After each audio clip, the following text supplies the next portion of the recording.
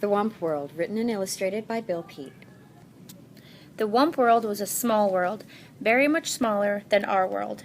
There were no great oceans, lofty mountains, giant forests, or broad sandy deserts. The Wump World was mostly grassy meadows and clumps of leafy green trees with a few winding rivers and lakes, but it was perfect for the Wumps, who were the only creatures living there. The Wumps were simple grass eaters and spent most of their time grazing on the tall, tender grass that grew in the meadows. In warm weather, they cooled themselves in the crystal-clear rivers and lakes, and at night they slept in the shelter of the bumbershot trees and keep the dew off their backs. Since the Wumps had no enemies, they wandered around just as they pleased with nothing whatever to worry about. However, the Wumps would have worried if they had known that someone 1,000,000 miles away was watching their little world. One morning, the Wumps were awakened by a far-off humming sound. It seemed to be coming from somewhere above, and as the humming grew into a heavy roar, the sleepy-eyed Wumps crept through the trees for a peek at the sky. Zooming straight for the earth came a great flock of pot-bellied monsters with tails and fins, spitting fire and shooting out streaks of black smoke. As the monsters swooped down to land, huge legs sprang from their bulging sides, and like gaping mouths, doors flew open. Then ramps shot to the ground, and down the ramps came the horde of tiny creatures swarming out onto the meadow. These were the Pollutions from the planet Pollutus. They had left their worn-out old planet to start a new life in the new world. After such a long journey, the Pollutions were overjoyed to find themselves on solid ground once more. They were all prattling with excitement as they followed their leader, the topmost Pollution and world chief, across the meadow. At the top of a hill, the chief stopped for a long look at the surrounding countryside. Finally, he said, "Looks good. We'll take it. Plant the flag, Sergeant, and let's get things going." One shrill trumpet blasts through giant machines, thundering out of the yawning spaceships, rolling down runways and out onto the meadow. The timid Wumps had been watching warily from the shelter of the trees, and at the sight of the giant machines, they were horrified. Okay. Wump, wump, they cried, and in a wild-eyed panic they went humpity-clumping off through the trees to go diving headlong into the nearest cave. Then down they tumbled head over heels through a twisting tunnel to end up huddled together in the dark caverns, while the earth-shaking machines rumbled and roared high above. Once they got started, the monstrous machines moved at a furious pace, gobbling up trees and grinding them to bits. More giant machines flattened the ground, followed by great scoopers and scrapers and diggers and gigantic cranes. Soon the entire Wump World was overrun. The busy little Pollutions kept their mighty machines going full blast day and night without let-up in a frenzy to improve their wonderful new world. Suddenly, great cities sprang up, huge factory buildings with towering smokestacks, high-rise apartment buildings, and tall office buildings, and above them all loomed the 100-story skyscrapers.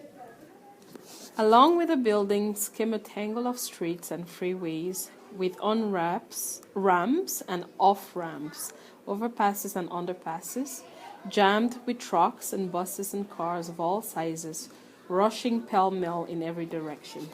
It was one great turmoil of noise and confusion, and there was still more to come.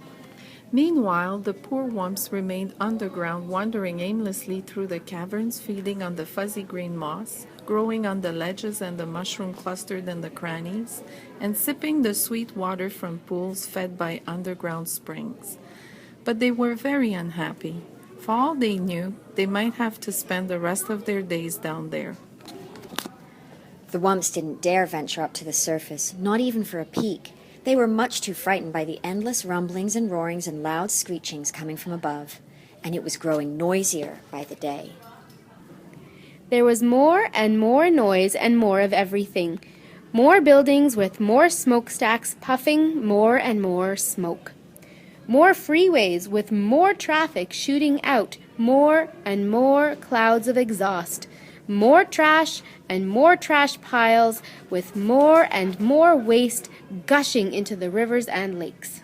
Pretty soon the cities were so clouded by factory smoke and fumes from the freeways the pollutions could barely breathe. They went sneezing and wheezing about the streets, grouching and grumbling and blaming one another for the awful mess they were in. One day an angry crowd gathered outside the World Tower building, demanding to see the World Chief. When the chief appeared on his balcony, all the pollutions began shouting at once. We can't breathe the air, we can't drink the water, and we can't stand the noise. We've had enough. Ah, kerchoo, sneezed the chief. I know just how you feel. Something will be done at once, I promise. With no time to lose, the chief called for a meeting with his 3 top outer spacemen. Gentlemen, he said, this world of ours has gone sour. We've got to get off here quick. But first we must find a new world, a better one. That's your job, men, so set going. Righto, Chief, barked the men, and within 15 minutes they were at the spaceport aboard their spaceships. Then, zeroosh, zeroosh, zeroosh. The men took off in 3 directions, and in seconds they were zooming about in outer space at 7,000 miles an hour. Days passed with no word from the outer spaceman. After waiting a week, the world chief flew into a rage. "Blast it all," he bellowed. "What's keeping those blithering bubbleheads?" Then one Monday morning, out of the dark, smudgy sky, swooshed one of the spaceships. As the ship touched down, the man hopped out shouting, "I've done it! I've done it! I've found a new world! A bigger and better world!" "Nice going, lad," cried the world chief, and the crowd gathered at the spaceport gave their hero one great rousing cheer, which ended in a fit of sneezing. Time the great news was sent flashing around the world over radio and TV warning all pollutions to be packed and ready to go within 24 hours.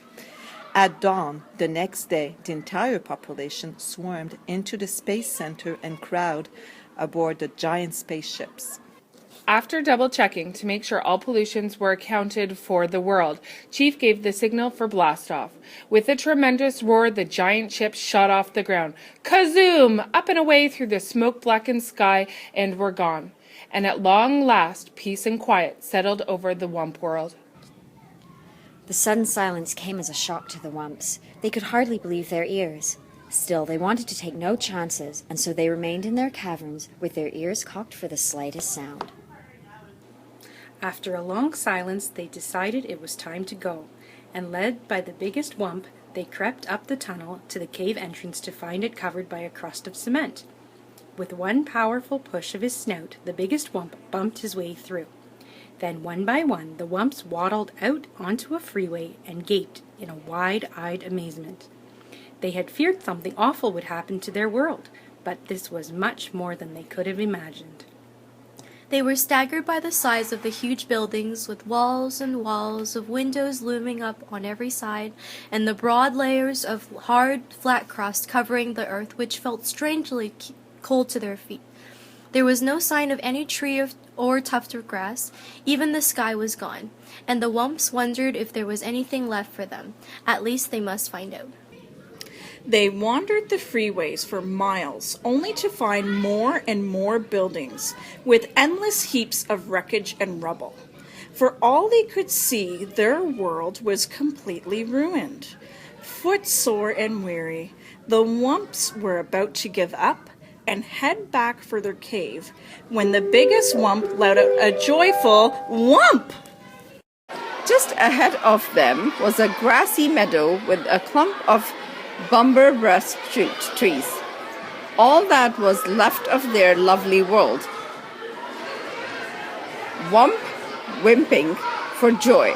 The Wumps went bounding off the freeway out onto the meadows.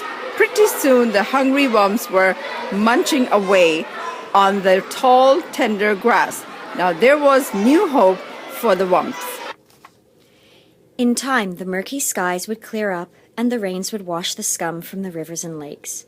The tall buildings would come tumbling down, and the freeways would crumble away. And in time, the green growth would wind its way up through the rubble. But the Wump World would never be quite the same. The end.